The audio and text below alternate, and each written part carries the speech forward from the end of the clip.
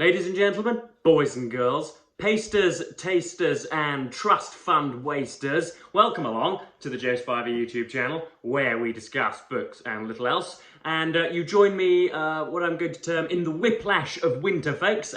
We've had a stonkingly glorious couple of days here in Britain, and inevitably the final sort of reverberations of winter are upon us. We're in the doldrums. It's a bit cloudy and a bit rainy and a bit chilly as well. And also our refrigerator has started making a weird recalcitrant noise. So if you do indeed hear it chuntering in the background like a solipsistic grandfather, then my most severe of apologies. But yes, today we are reviewing Anthony Trollope's Phineas, published right slap bang in the middle of the Victorian era, 1860s, I do believe. And this is Trollope's second of the Palliser novels, and it is so far my favourite. I read Can You Forgive Her in a little bit of a perfunctory and desultory fashion, a sort of triumvirate of wearisome women that I never really completed the review of it. I read it to its denouement and found that Trollope he just tied it up in that professional manner that he usually does, but he never sought any profundity, and you know, being the sort of adrenalised 22-year-old male, I do indeed want profundity in my novels, folks. But anyway, this is a startling improvement, in my humble opinion.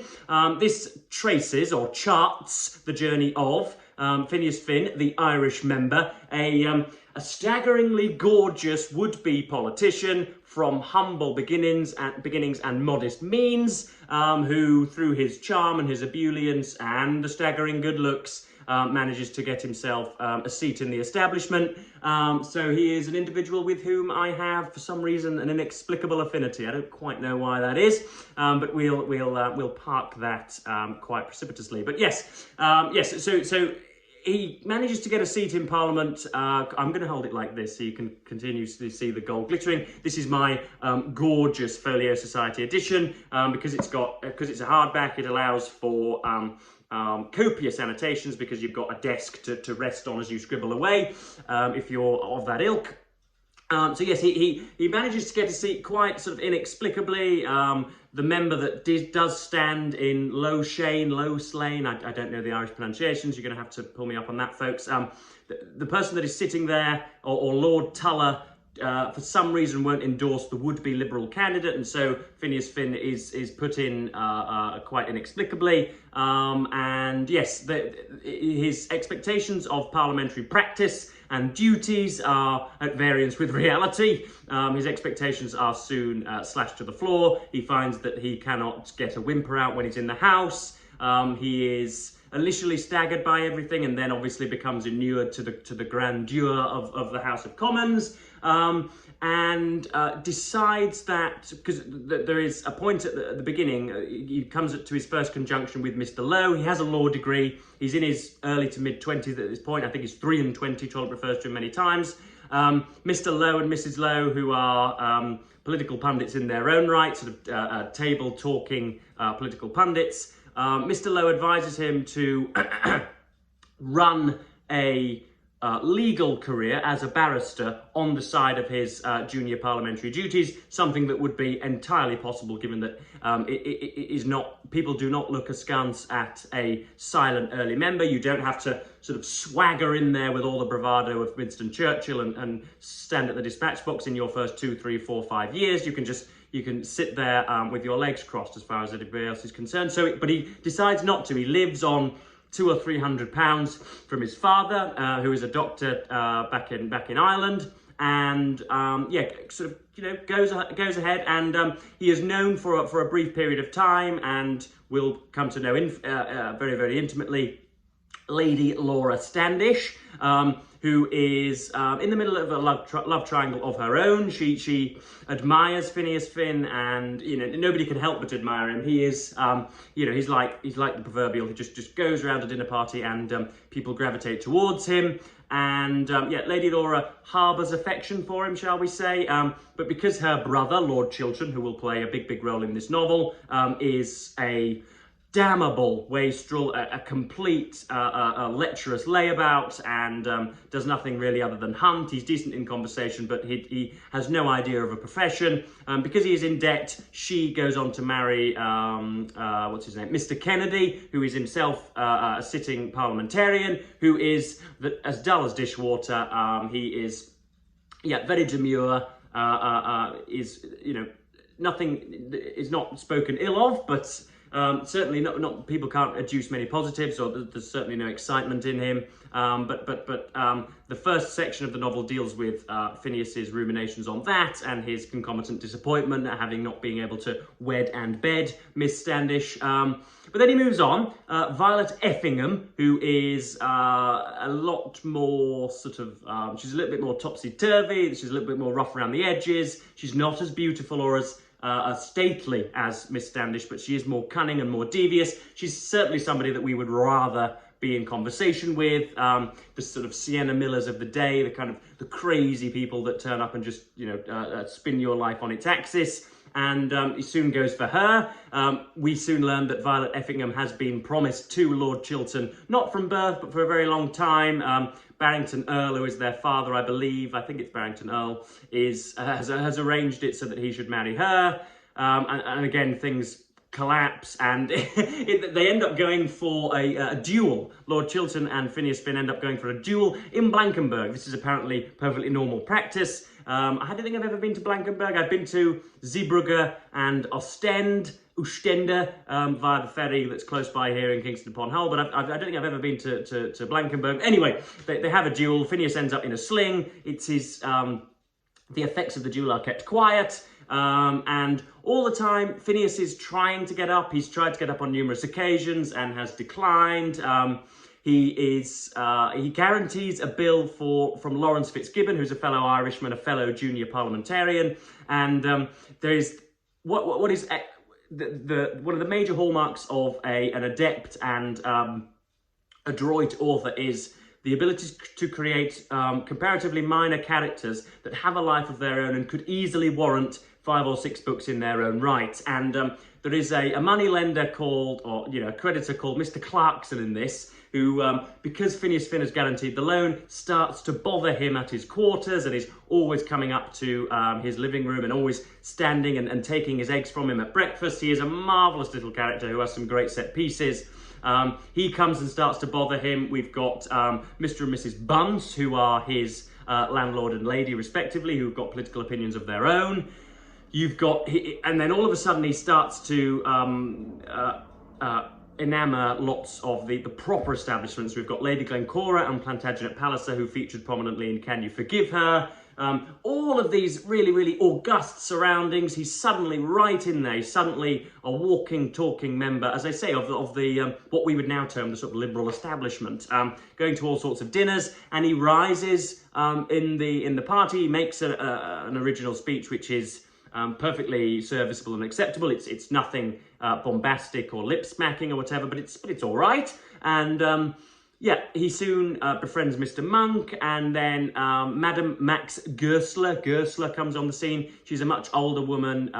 She's an heiress, but she's got that wry sentimentality, and again that kind of it's more of a mature, devious nature of Violet Effingham, and of course he is drawn to her instantly. Many times Phineas's romantic caprice is referred to in this novel. Of course, fancying and loving 3 people within the space of 5 years is seen as quite Calvinistic. Nowadays, people can fancy 3 people in the space of 5 days, let alone 5 years. But that is alluded to, which makes the book a little bit anachronistic for us, but we can imagine, we can sort of take on some of those Victorian tropes with zeal anyway. And that's it. One of the brilliances of Trollope is that I could lay out bullet point after bullet point what happens in this novel and completely spoil it for you, and you would still read it and take value from it, because it is not the end result that is what is so exciting and so glamorously marvellous about Trollope's novels. It's the interplay of characters and the lead up and all of the depth and all of the kind of the wishy-washy succumbing to bits of power. All of that stuff is what makes Trollope's work marvellous, not knowing whether the man gets the girl or is eventually very successful. One of the things that I'm noticing in these Palliser novels is the fact that politics certainly does take a back seat, but it's a little bit more prominent in this one. It barely featured in Can You Forgive Her? But you don't need to be infinitely acquainted with the contemporary politicians or the moods and swings of the nation. You don't need to know about any of that at all. Trollope can be a bit garrulous when discussing that, but it doesn't really form the centrepiece too much, as long as you understand that Phineas is going against the government at bits and standing with the government at bits. That's really all you need to know. You don't need to know about the Reform Bill or the Irish Tenants Act or anything like that. But yeah, I've got 5 or 6 sections that I want to highlight to try and show you some of the Trollopean rhapsodic brilliance, and yeah, we'll go from there. This has an introduction by the erstwhile bigot J. Enoch Powell, who isn't much of a literary critic, it has to be said, but because he's a prominent person, they got him on there. The introduction is not so bad, but you'll learn absolutely nothing from it, I don't think. But nevertheless, it's yeah, perfectly serviceable. But yeah, this is the initial section where Trollope's, Phineas Finn's initial parliamentary expectations are given a good kicking, and he finds that his duties aren't nearly as august as he imagined. At 2, punctually, Phineas was in the lobby at Westminster, and then he found himself taken into the house with a crowd of other men. The old and young, and they who were neither old nor young, were mingled together, and there seemed to be very little respect of persons. On 3 or 4 occasions there was some cheering when a popular man or a great leader came in, but the work of the day left but little clear impression on the mind of the young member. He was confused, half elated, half disappointed, and had not his wits about him. He found himself constantly regretting that he was there, and was constantly telling himself that he, hardly yet 25, without a shilling of his own, had achieved an entrance into that assembly by which by the consent of all men is the greatest in the world, and which many of the rich magnates of the country had in vain spent heaps of treasure in their endeavours to open to their own footsteps. He tried hard to realise what he had gained, but the dust and the noise and the crowds and the want of something august to the eye were almost too strong for him. He managed, however, to take the oath early among those who took it, and heard the Queen's speech read, and the address moved and seconded. So you can see there, he's not nearly as enjoying life in the pews of the House of Commons as he was expecting. Next up, Trollope tried to run for Parliament himself in the admittedly nearby village of Beverley. Beverley is but a sort of 15-minute bicycle ride from me, and was thoroughly and summarily beaten. But you can see the kind of quixotic reverence for democratic representation that Trollope espouses here. He talks about how what have I said on this channel? It's amicable disagreement amongst politicians that he so loves, which is, of course, almost completely been ferreted away by directional digital media in the modern age. We have wedded a political rectitude with our own personal worth, so that if any of your pronouncements or any of your convictions are said not to hold much water, that is therefore seen as an insult to you personally, which is, of course, balderdash, but that's just how it is. But here we talk about the interplay of opposite ideas and how august and marvellous it is to be a parliamentarian. There is nothing like it in any other country, nothing as yet. Nothing else is there the same, nowhere else is there the same good-humoured, affectionate, prize-fighting ferocity in politics. The leaders of our 2 great parties are to each other exactly as are the 2 champions of the ring who knock each other about for the belt and for £500 aside once in every 2 years. How they fly at each other, striking as though each blow should carry death if it were but possible. And yet there is no one whom the Birmingham Bantam respects so highly as he does Bill Burns, the Brighton bully, or with whom he has so much delight in discussing the merits of a pot of half and half. And so it was with Mr. Daubeny and Mr. Mildmay. In private life, Mr. Daubeny almost adulated his elder rival, and Mr. Mildmay never omitted an opportunity of taking Mr. Daubeny warmly by the hand. It is not so in the United States. There the same political enmity exists, but the political enmity produces private hatred. The leaders of parties there really mean what they say when they abuse each other, and are in earnest when they talk as though they were about to tear each other limb from limb. So that's, I don't know, that's quite prescient and prophetic of Mr. Trollope there, isn't it? Given that you guys over in America have got your hands full with orange dictators and other populists alike. So next up we have, what's this? So this is Trollope layering the quandary. This is when Phineas Finn is denied by Lady Laura Standish, and Lady Laura comes to regret the decision to marry Mr. Kennedy because whilst providing for her financially, is a complete dullard and an indefensible dullard, and not somebody you would want to spend even a quarter of an hour with, really, because he is, yeah, as dull as dishwater. So when he had been coming up, there had been apparently two alternatives before him. The glory of successful love, which indeed had seemed to him to be a most improbable result of the coming interview, and the despair and utter banishment attendant on disdainful rejection. But his position was far removed from either of these alternatives. She had almost told him that she would have loved him had she not been poor, that she was beginning to love him and had quenched her love because it had become impossible to her to marry a poor man. In such circumstances, he cannot be angry with her, he cannot quarrel with her, he cannot do other than swear to himself that he would be her friend. And yet he loved her better than ever, and she was the promised wife of his rival. Why had not Donald Bean's broken pony broken his neck? So there we have the first upset for Phineas Finn. It's worth noting, of course, that parliamentarians were not paid an annuity back in the Victorian age, so it was therefore the reserve of the successful. And there's an argument to be made, even nowadays, that politicians should be paid an awful lot more than they are. I know it's an unpopular one, but it would certainly vitiate against much of the cronyism and the kind of skullduggery and all of the venality that can almost define politics nowadays. This is one of my favourite sections that I don't think will ever be highlighted in anybody else's coverage of Phineas Finn, but it talks about it's Mr. and Mrs. Lowe, who are the husband and wife that know Phineas very well from his days as a law student, and are regretful that he is a liberal and a Whig and all of that, in opposition to the Conservatives. And it is a great encapsulation of the sort of upper working class that I've written down in the margin here, these issues are still beached on our political coasts. That's because I'm so very metaphorical in my annotations. The upper working class who sneer at work-shy peasants, so those layabouts who they see as drags on the state, who are just on the dole, who also seem to derive a Skinner-esque excellence from nodding along to authority. So these people who would shock most with their willingness to kind of submit to the police state and to the regime and to the rule of law, whatever the hell that means. So it's an issue that still besets us and still preoccupies us, and I just wanted to point it out. So it's a conversation between Phineas and Mr. Lowe and Mrs. Lowe, the people he's worked with for some time. It's just the usual claptrap, said Mr. Lowe, only put into language somewhat more grandiloquent than usual. Claptrap, said Phineas. It's what I call downright radical nonsense, said Mrs. Lowe, nodding her head energetically. Portrait indeed. Why should we want to have a portrait of ignorance and ugliness? What we all want is to have things quiet and orderly. Well, then you'd better have a paternal government at once, said Phineas. Just so, said Mr. Lowe. Only that what you call a paternal government is not always quiet and orderly. National order I take to be a submission to the law. I should not think it quiet and orderly if I were sent to Cayenne without being brought before a jury.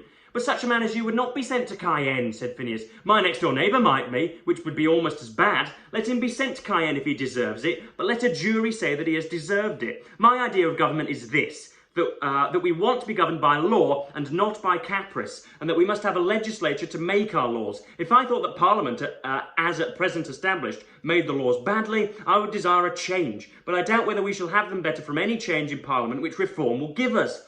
Of course not, said Mrs. Lowe, but we shall have a lot of beggars put on horseback, and we all know where they ride to. Then Phineas became aware that it is not easy to convince any man or any woman on a point of politics, not even though he who argues may have an eloquent letter from a philosophical cabinet minister in his pocket to assist him. And there we talk about the intractability of political persuasions. But yes, this is jolly good. It's got all of the usual Trollopian appurtenances of his books, and I'm told that the Eustace Diamonds is an even sweeter treat. So I'm going to take my cue from Trollope's Democratic Ruminations and look at something which featured in a recent book haul of mine. It's David Marquand's book. I can't remember the title, but it's sort of the slow journey of British democracy from 1918 to about 2008, I think. So it's kind of 300 or 400 page non-fiction, work of political non-fiction, which I'm going to enjoy. But yes, I'm going to thank you ever so much for watching this video booktube, and please do let me know which is your favourite of all the Palliser novels, and whether I'm going to absolutely adore the Eustace Diamonds, what you think of Phineas Finn, whether you think the kind of the recondite nature of some of the